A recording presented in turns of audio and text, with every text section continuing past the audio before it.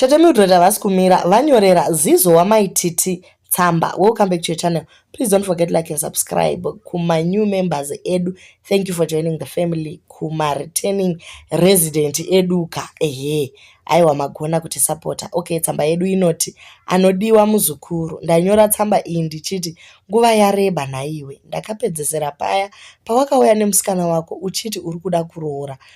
Uye makakokwa kumuchato England. Ko hauna kuzorova runharika kuti kuri sei kuchando. Hamuchada namapondo enyuka.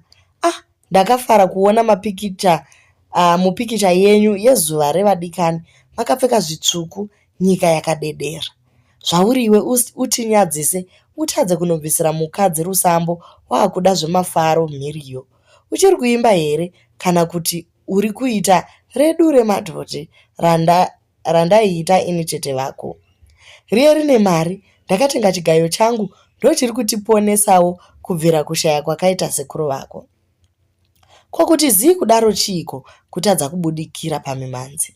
Ndakakutarisirayi kisimusi, musarege kuuya nemudzimai wako.